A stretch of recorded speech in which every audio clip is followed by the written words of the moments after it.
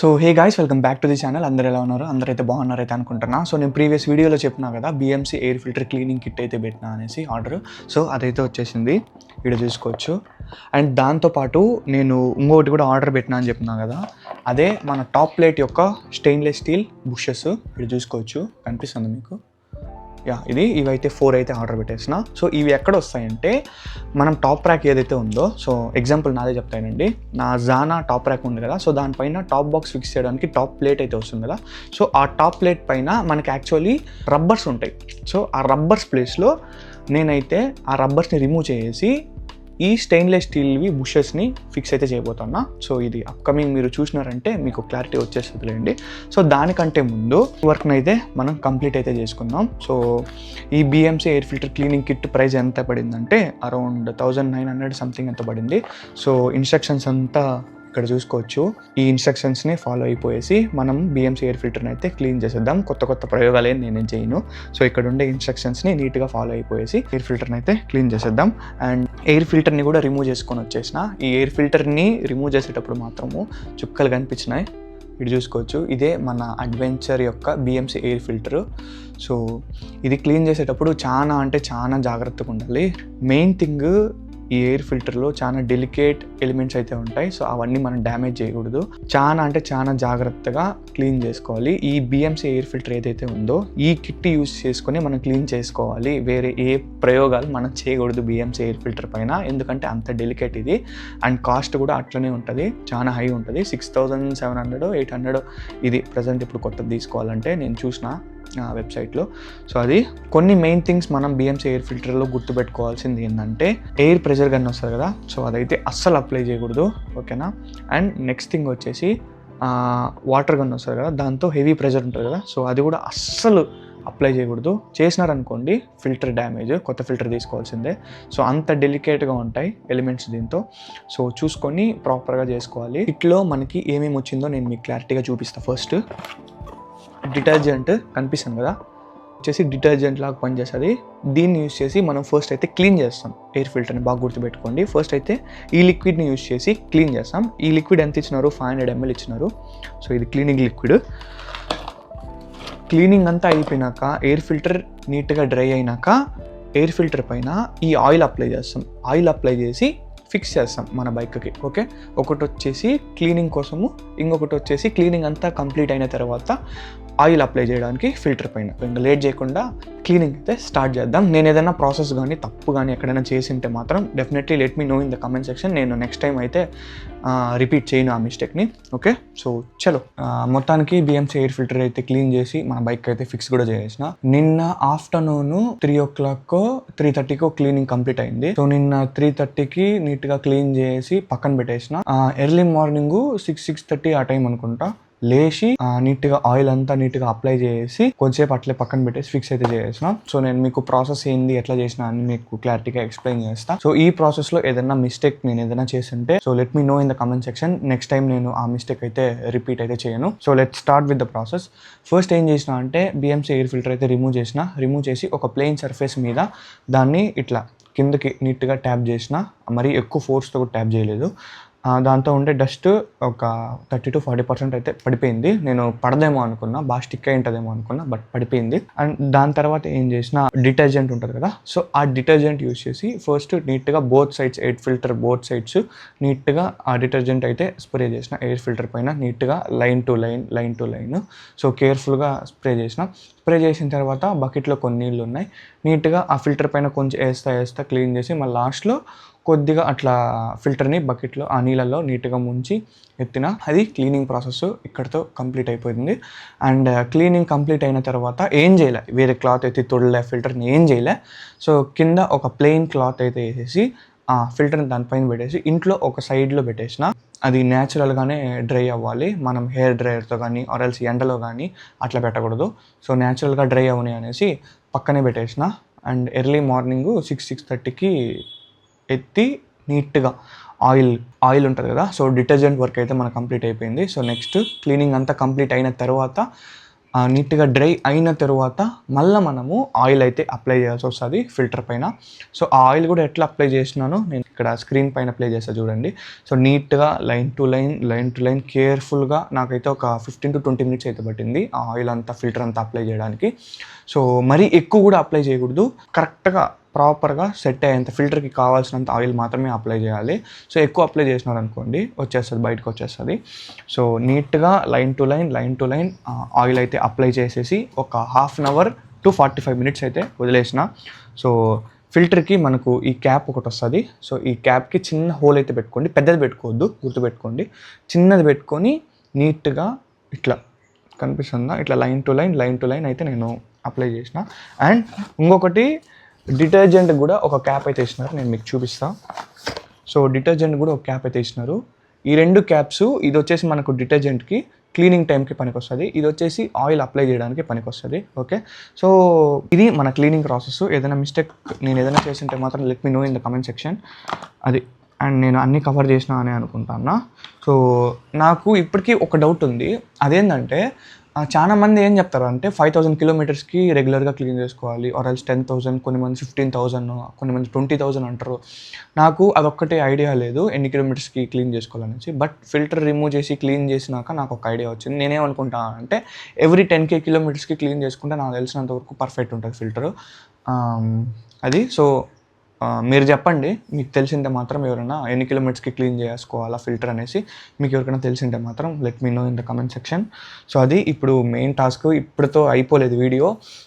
ఇప్పుడైతే KTM షోరూమ్కి అయితే వెళ్తాను, కాట్పాడిలో. సైడ్లో హెడ్లైట్ మాస్క్ అది ఊడిపోయిందన్న కదా, మాస్క్ ఆర్ ప్యానల్ సంథింగ్, అది అయితే ఆర్డర్ పెట్టినా. సో అది పెట్టి కూడా 10 days పైన అవుతుంది. సో వెళ్ళి చెక్ చేయాలి షోరూంలో వచ్చిందా లేదా అనేసి. మ్యాక్సిమం వచ్చేసి ఉంటుంది. సో ఆ బండి అట్లా చూడలేకపోతానా సైడ్లో అది ఏం లేకుండా.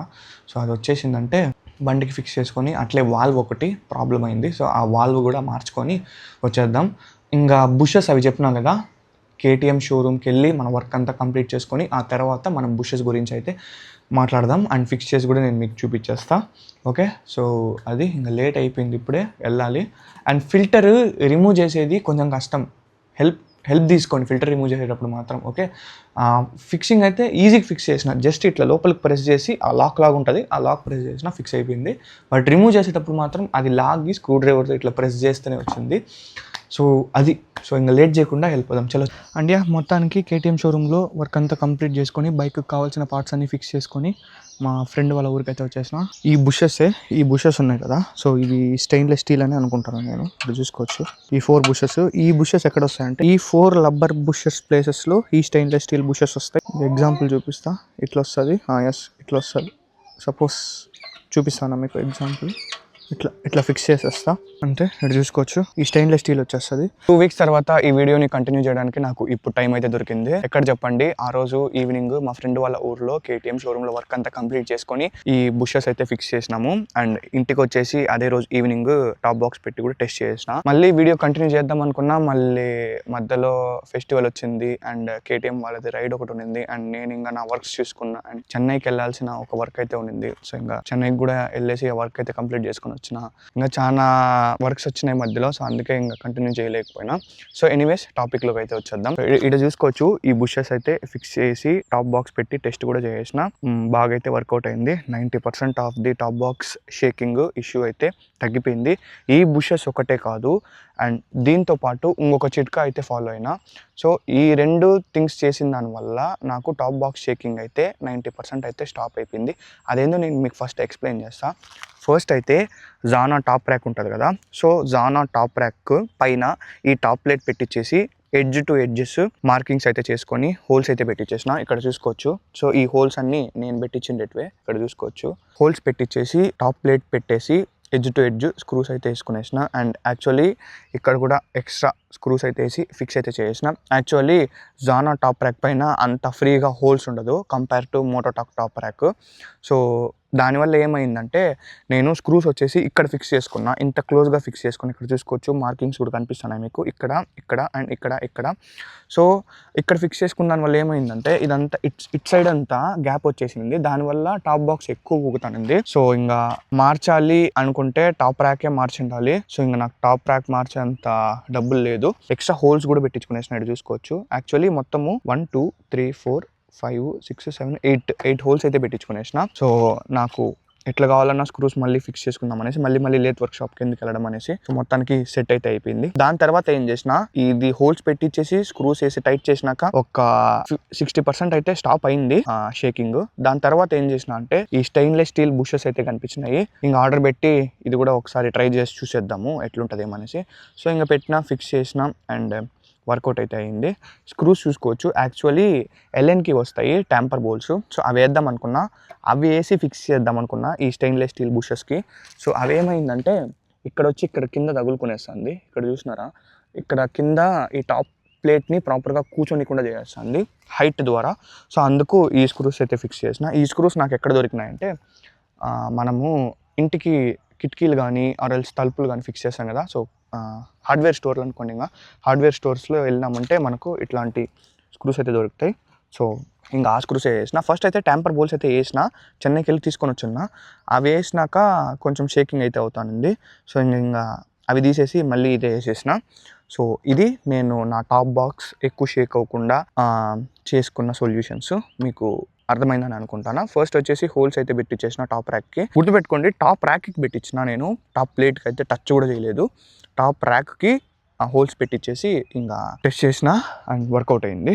అండ్ అట్లనే ఈ స్టెయిన్లెస్ స్టీల్ బుషెస్, ఇది నన్ను వర్తా కాదా అంటే డెఫినెట్లీ వర్త్ అంట. టాప్ బాక్స్ కూడా కంపేర్ టు ఈ లబ్బర్ బుషెస్ ఉంటాయి కదా, ముందు చూసింటారు కదా నా టాప్ ర్యాక్ పైన. సో దానికన్నా ఇది టాప్ బాక్స్ని హోల్డ్ చేయడం కూడా చాలా అంటే చాలా గట్టిగా హోల్డ్ చేస్తుంది. 90% of the top box shaking అయితే తగ్గిపోయింది. అండ్ ఇప్పుడు ఆ 10% ఏదైతే ఉందో అది దేనివల్ల షేక్ అవుతుందంటే దీనివల్ల టాప్ బాక్స్ పెట్టినా అనుకోండి, ఆ షేకింగ్ ఎక్కడ వస్తుందంటే ఇది కంప్లీట్ ఈ టాప్ ర్యాక్ షేక్ అవుతుంది. దాన్ని మనం ఏం చేయలేం కాబట్టి నేను ఇంకా అట్లే వదిలేసిన. చాలా మంది నాకు రికమెండ్ చేసింది ఏమంటే, తెలిసిన అన్న వాళ్ళందరూ మినిమం కొంచెం షేకింగ్ ఉండాలి, నువ్వు మరీ ఎక్కువ టైట్ చేసేసినావు అనుకో ఇరిగిపోయే ఛాన్సెస్ కూడా ఉంటుంది. సో ఆ 10% ఏదైతే ఉందో దాన్ని అట్లే వదిలే, ఇంకా టచ్ చేయొద్దు నువ్వు అనేసినారు. మ్యాడ్ డాగ్ స్క్రూస్ అయితే వచ్చేసినాయి. మ్యాడ్ డాగ్ వాళ్ళే వాట్సాప్లో కాంటాక్ట్ అయితే వాళ్ళకి కొరియర్ ఛార్జెస్ అయితే నేను పే చేసిన. వాళ్ళైతే నాకు స్క్రూస్ అయితే పంపించేసినారు. స్క్రూస్ అయితే సెట్. అండ్ కేటీఎం షోరూంలో ఈ హెడ్లైట్ మాస్క్ ఇటుపక్క కొత్తదైతే చేంజ్ చేసిన. అండ్ ఈ స్ప్రింగ్ ఈ వాషర్ అయితే చేంజ్ చేసిన. అండ్ ఇక్కడ ఒక వాల్వ్ కనిపిస్తుంది కదా, ఈ వాల్వ్ అయితే చేంజ్ చేసిన. కేటీఎం షోరూంలో కాట్పాడిలో ఏం చేసినారంటే ఈ మాస్క్ ఇదంతా వాళ్ళు ప్రాపర్గా ఫిక్సే చేయలేదు, మొత్తం వైబ్రేషన్ వస్తూనే ఉంది. మళ్ళీ నేను నీట్గా రిమూవ్ చేసి నీట్గా ఫిక్స్ చేసిన. వాళ్ళు కేటీఎం షోరూంలో లేబర్ ఛార్జెస్ ఎంత తీసుకున్నారంటే ఈ వాల్వ్కి అండ్ ఈ మాస్క్కి అండ్ ఈ ఒక్క స్ప్రింగ్ ఫిక్స్ చేయడానికి 500 సంథింగ్ ఎంత తీసుకున్నారు. అండ్ కేటీఎం షోరూమ్ నుంచి మొత్తం చేంజ్ చేసుకొని బయట వస్తే ఇంజన్ లైట్ వెలిగిపోయింది, ట్రాక్షన్ లైట్ వెలిగిపోయింది అండ్ ఏబిఎస్ 3 వెలిగిపోయినాయి. నేను టెన్షన్ అయిపోయినా. మళ్ళీ ప్రాబ్లం ఏంటంటే వాళ్ళు ఇక్కడ ఏదో సెన్సార్ని ప్రాపర్గా ఫిక్స్ చేయలేదు. సో దానివల్ల అది మొత్తం లైట్స్ అన్ని చూపించినాయి. మళ్ళీ నీట్గా ఎట్లో షోరూమ్ దగ్గరే ఉన్నా కాబట్టి నీట్గా ఫిక్స్ చేసుకొని బయటకైతే వచ్చేసిన. సో ఇది మీకు అర్థమైందని అనుకుంటాను. సో మీకు ఇంకేదైనా డౌట్స్ ఉంటే let me know in the comment section. So మీరు అనుకోవచ్చు ఇది మాకు కూడా వర్కౌట్ అవుతుందా బ్రో అది ఇది అనేసి. It depends on your top rack అది. సో నేను చేసింది నేను మీకు చెప్పినా. సో మీరు ఇట్లా చేయొచ్చు చేయకపోవచ్చు అది మీ ఇష్టం. మీ టాప్ ర్యాక్ మీ టాప్ ప్లేట్ దానిపైన డిసైడ్ అయి ఉంటుంది. సో అది నాకైతే 90% ఆఫ్ ది షేకింగ్ అయితే నాకు తగ్గిపోయింది కంపేర్ టు ముందు కన్నా. సో అది. సో వీడియో నచ్చిందని అనుకుంటాను. వీడియో నచ్చినట్టయితే like, share and subscribe. So thanks for watching. See the next video. Bye.